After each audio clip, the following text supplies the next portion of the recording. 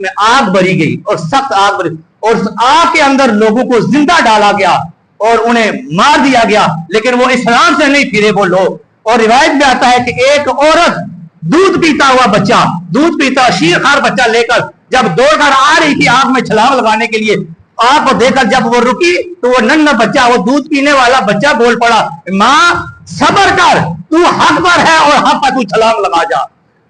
اور اس ماں نے بھی اپنے بچے کو لے کر آگ میں چھلانگ لگا دی۔ یہ وہ ذکر ہوا ہے اصحاب الخدود، خندق والے لوگ ہلاک کر دیے گئے، النار ذات الوقود یعنی اس بھڑکتی ہی آگ والے جو بڑے ایندھن سے جلائی گئی تھی، اذ ہم علیہ قعود جب وہ اس کے کناروں پر بیٹھے ہوئے تھے۔ گرامی القدر حضرات، ہر دور کے اندر اللہ کے ولیوں کا ظہور، اللہ کے ولی آئے۔ یہ تو بنی اسرائیل کے ولیوں کا ذکر ہے، امت محمدیہ کے ولیوں کی شان اور مقام و مرتبے کا کیا عالم ہے۔ الحمدللہ ثم الحمدللہ، ہم حضور کے اہل بیت کو بھی ماننے والے، حضور کے صحابہ کو بھی ماننے والے اور حضور کے غلاموں کے ان غلاموں اولیاء کرام کو بھی ماننے والے ہیں، کیونکہ ان کی شان اللہ پاک نے قرآن میں بیان فرمایا الا ان اولیاء اللہ لا خوف علیہم ولا هم يحزنون۔ خبردار، جب اللہ کے نیک بندوں کی شان بیان کی گئی نا تو الا حرف تنبیہ، یہ عربی کے اندر حرف تنبیہ ہے جس کے ساتھ خبردار کیا گیا، خبردار ان اولیاء اللہ، تاکید بیان کی گئی، بے شک جو میرے ولی ہیں لا خوف علیہم ولا هم يحزنون، نہ انہیں کو خوف ہے نہ وہ غمزدہ ہوں گے، الذین آمنوا، بے شک وہ لوگ جو ایمان لائے، وقانوا یتقون، اور متقین ہیں۔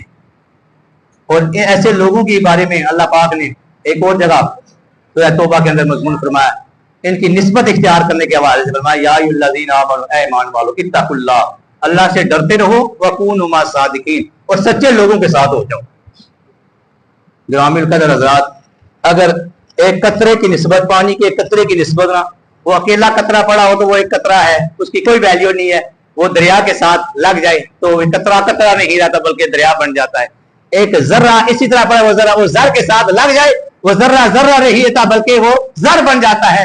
اور اسی طرح اگر ایک چور کی نسبت اللہ کے ولی کے ساتھ ہو جائے تو وہ چور نہیں رہتا، زمانے کا کتب بنا دیا جاتا ہے۔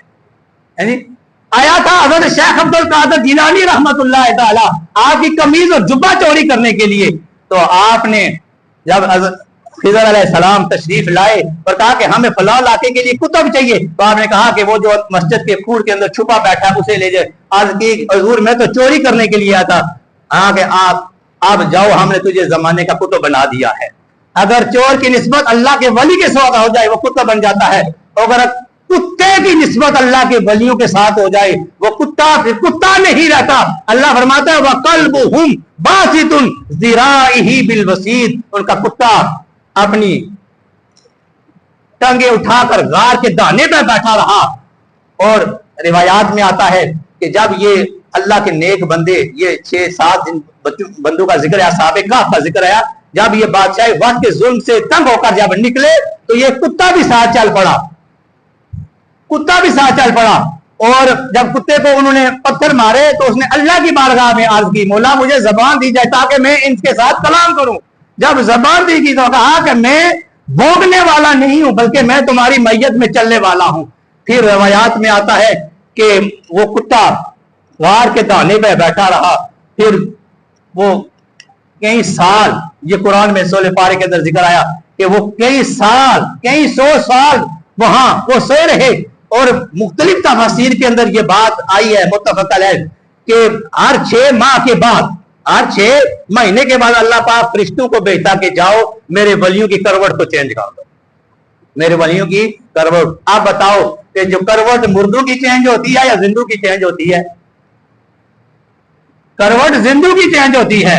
اور وہ کتا بھی جو باہر اللہ کے ولیوں کے دانے پہ بیٹھا، غار کی چوکٹ پہ بیٹھا رہا، اس کا بھی ذکر اللہ نے تاکہ ہمیں قیامت قرآن میں فرما دیا وَقَلْبُهُمْ بَاسِطٌ ذِرَائِهِ بِالْوَسِيدِ، اس کتے کو بھی جنت عطا فرما دی۔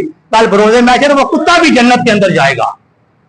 اگر ایک کتا ولیوں کی صحبت اختیار کرے، اللہ کے نیک بندوں کی صحبت اختیار کرے، سنگت اختیار کرے تو وہ جنت میں جا سکتا ہے۔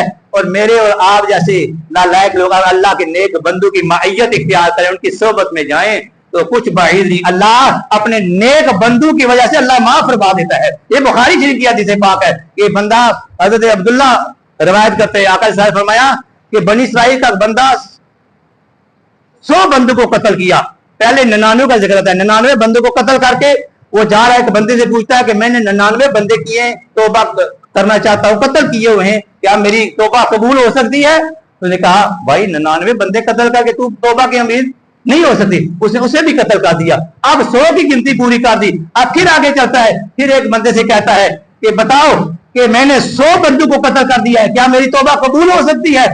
اس نے کہا کہ ہاں ہو سکتی ہے, لیکن شرط ہے فلاں بستی کے اندر کے کچھ نیک لوگ رہتے, تو وہاں چلا جا, ان کا وسیلہ ان کی معیت میں جب جائے گا, اللہ ان کی وجہ سے تیری توبہ قبول کر دے. اب روایات میں آتا ہے اب وہ چلا, چند قدم اٹھائے, فرشتہ آ گیا, اسرائیل آ گیا, روح قبض کرنے کا حکم آ گیا, اب روح قبض ہو گئی, اب اللہ کے فرشتے آگے, جنت والے بھی فرشتے آگے روح لینے کے لیے, جنت والے بھی فرشتے آگے. اب یہ حدیث پاک کے الفاظ ہے, بخاری شریف کی حدیث ہے, بحث و مباحثہ ہوتا ہے, جنت والے کہتے ہیں جنت میں جائے گا, جہنم والے کہتے ہیں جہنم میں جائے گا. اللہ پاک نے فرمایا یہ معاملہ, اللہ پاک نے فرمایا کہ بحث جدے کی بات رہی ہے, جگہ کو ناپ لو, جہاں سے چلا تھا اور یہاں سے جا رہا تھا اس پوری کو ناپ لو, اگر یہ تو اس بستی کے قریب ہے اسے جنت میں لے جاؤ, اگر پیچھے ہے تو جہنم میں لے. اب اس قدم اٹھائے تھے تو اللہ پاک نے زمین کو حکم دیا کہ اے زمین یہ میرے نیک بندوں کی طرف آ رہا تھا, اس لیے تو اس کی طرف سمٹ جا. زمین ایسے سمٹ جاتی ہے. اب جب زمین کو ناپا جاتا ہے کہ ایک بالش وہ اللہ کے نیک بندوں کی اس بستی میں شامل ہو چکا ہوتا ہے, اللہ فرماتا ہے اسے جنت میں لے جاؤ. گویا پتا چلا کہ اللہ کے نیک بندے ہیں, ان کی معیت ان کی صحبت میں جانے سے اللہ گناہ معاف فرما دیتا ہے. اور یہ قرآن پاک سے بڑی اسرائیل کے بے شمار اولیاء کرام کے قصے قرآن پاک میں آئے ہیں. جناب خضر علیہ السلام کا قصہ اور جناب سلیمان علیہ السلام کے دو تاجر آصف بن برخیا کا قصہ اور جناب مریم علیہ السلام جو عیسیٰ علیہ السلام کی والدہ تھی وہ اللہ کی ولیہ تھی, ان کا قصہ, یہ نص قطعی ہے قرآن کے اندر. اور پھر جناب موسیٰ علیہ السلام کا نکلنا, جناب خضر علیہ السلام کی تلاش کے اندر نکلنا, یہ کیا تھا؟